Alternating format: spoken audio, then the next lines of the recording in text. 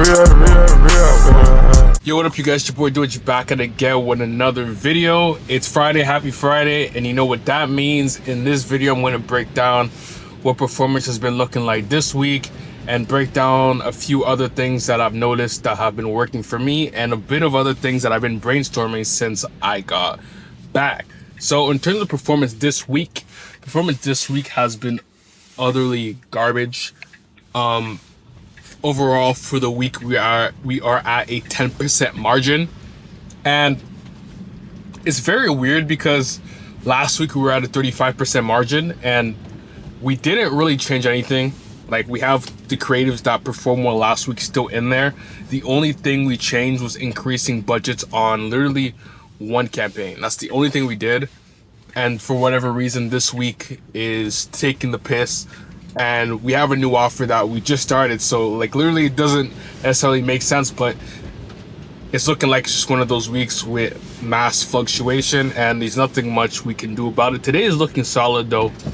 Today we are doing significantly better than all the other days from this week, but it's a Friday, so like it's kind of a given. Like, Fridays are usually pretty good, but nevertheless, nothing to complain about.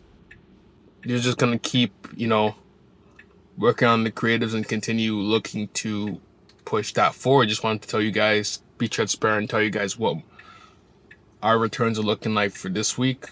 And one thing that I want you guys to understand, I say this a lot, but anyone that's new here, anyone that's starting to see performance and wondering why you might be doing really well one week or you might be doing well one day, then the next day it's ass, you guys got to look at things on a weekly basis.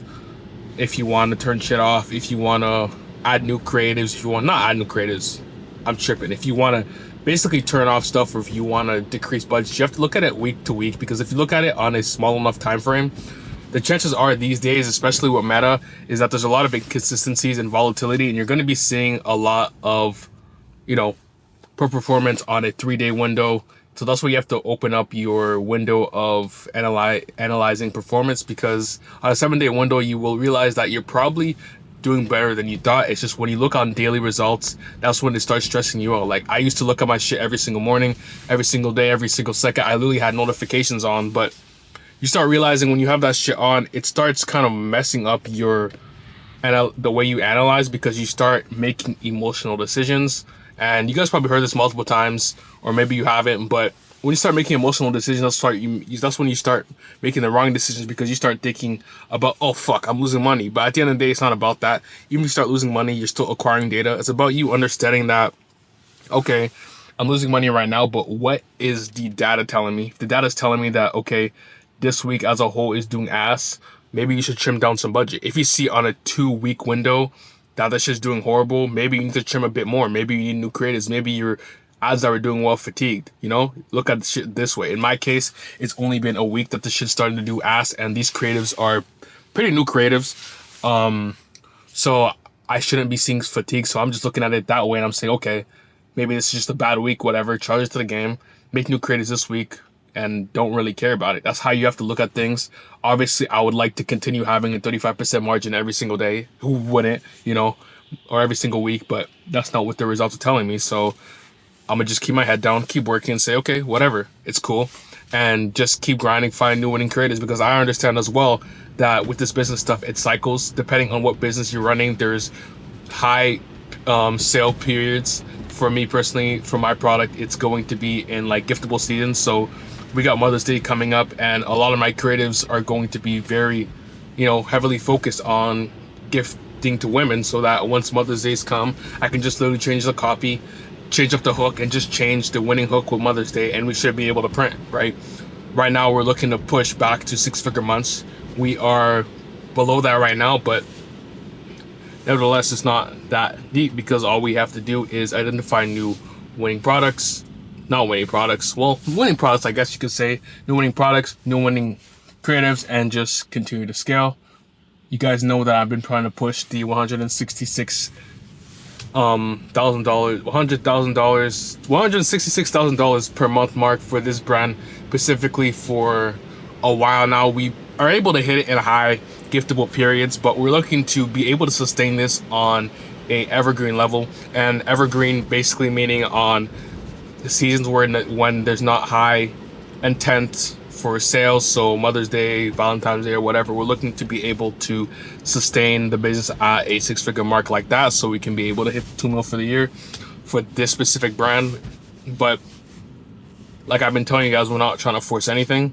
We are right now currently have we have 4 products that we're running. These products this week, obviously, I just told you we're at 10% margin, but last week it completely killed it, did very, very well. So I'm just going to continue pumping out as much creatives as possible.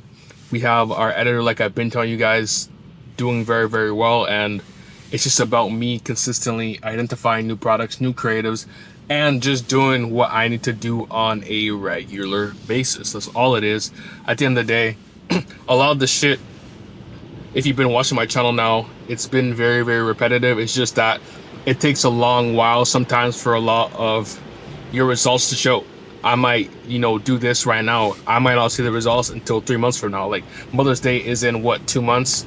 Like all the preparation I do right now, you're not going to see it right now. I might be in a low period in sales volume right now, but once we get to Mother's Day, y'all are going to see we should see 6-figure months if everything goes to plan and if I stay diligent on what I need to do.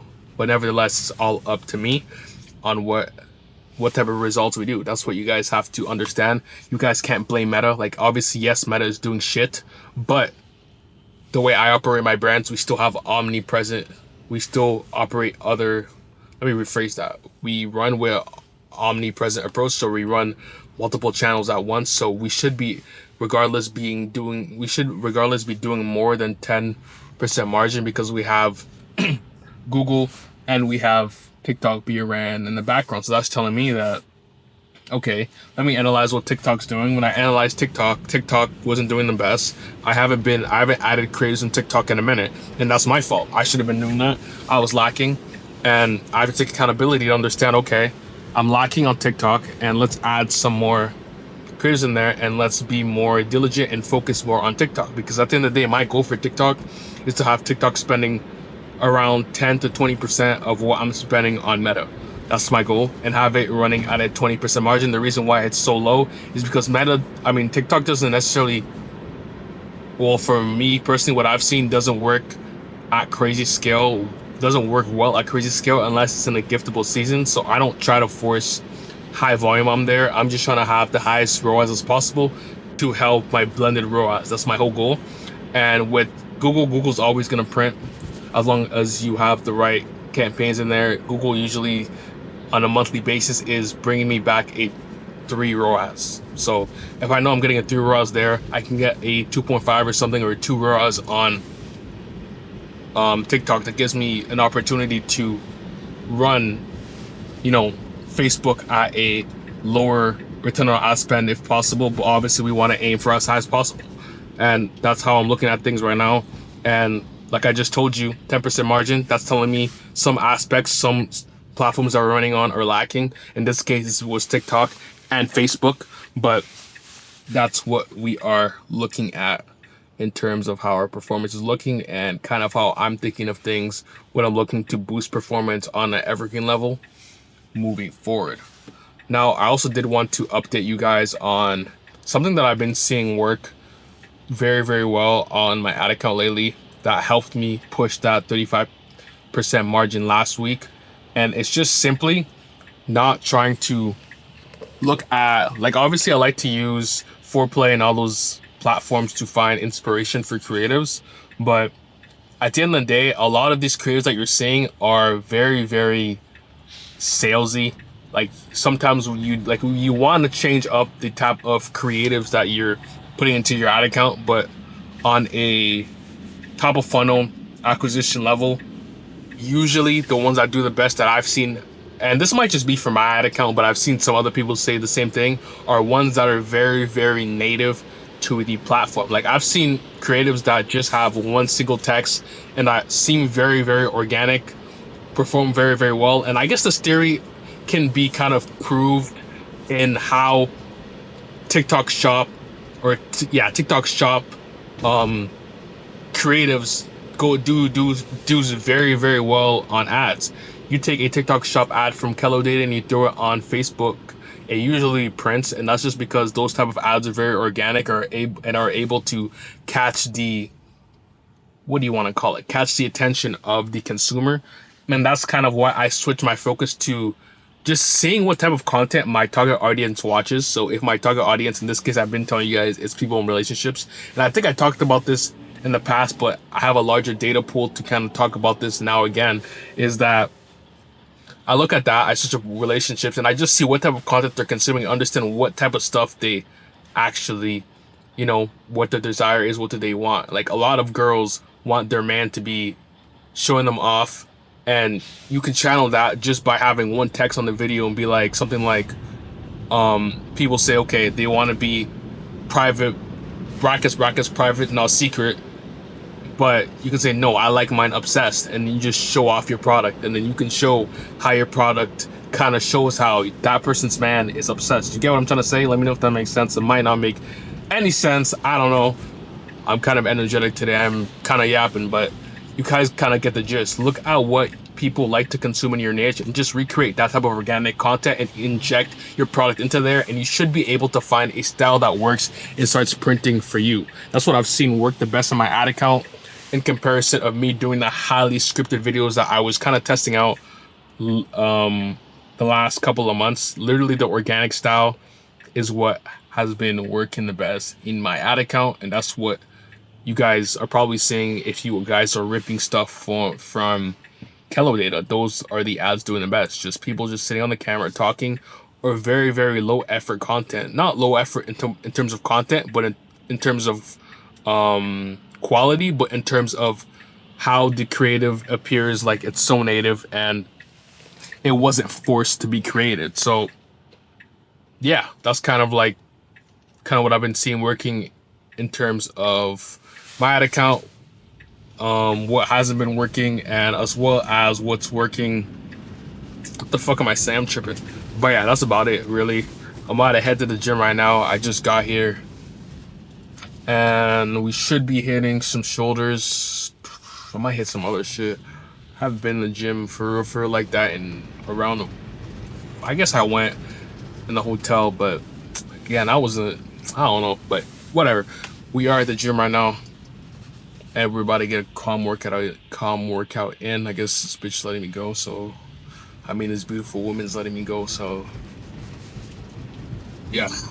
Alright guys, just got done at the gym, and I wanted to tell you guys about an idea that I was brainstorming this morning. So obviously all you guys know about TikTok shop, blah blah blah blah, but not every single country has it, blah blah. I'm in Canada, so yeah, I can do loopholes to use it or whatever, but in this case, I'm not even, feeding to use it. I'm just thinking about a system that I can build to replicate basically what is done on TikTok shop, but do it on Instagram, and basically it's just affiliates. That's all TikTok shop was, and that's a system that I'm looking to build with my first brand, because doing that will help the blended ROAS. And if I'm able to give, let's say, under 50% of the payout of the sale to the creator, that's gonna be more profitable realistically than paid ads, because paid ads, you're spending around 50% of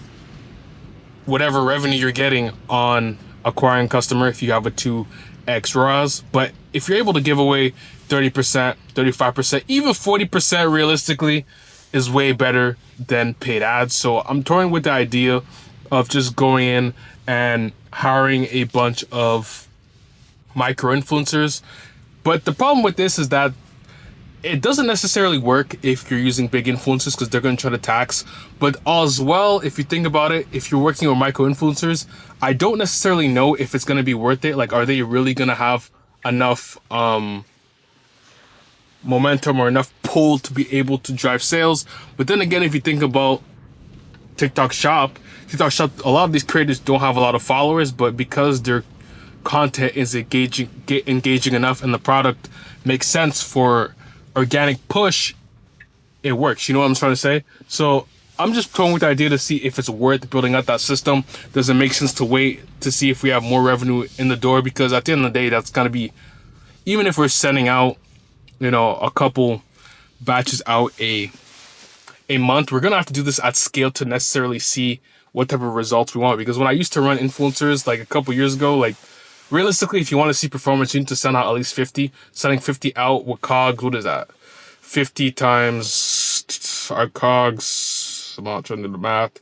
That's like 750 a month, which is not crazy, but like, do I really want to allocate that type of budget on it? But then again, if it works, it's gonna be huge. So I want to start small, but if you start small, help me out, guys, in the comments. But if you start small, it's not really worth it because you're not going to see what you want to see and you're going to have to be doing it for a long period of time. And I want this shit fast. Does it make sense? Do I wait until we get more revenue into the door where that 750 doesn't necessarily matter? But then again, it might not even be 750. It might be a bit more. I don't know, but that's what I'm thinking of. Realistically, it won't be 750 because we're going to have to send out 2 items. So it's really going to be, what is that, 1500, which 1500 is, again, isn't crazy, but is it worth doing right now? I don't think so. In terms of the revenue that we're doing, like we could fit room to do it, but I don't think it makes sense. But then again, like I said, if it works, it works. So yeah, that's what I've been playing around, thinking about. Like I wrote down exactly everything we need to do. Like it's ready to go, but I'm just thinking, does it make sense to do? Do I just keep focusing on paid ads? Like I just said, obviously, now I'm just repeating myself because I'm just thinking again. Does it make sense to do?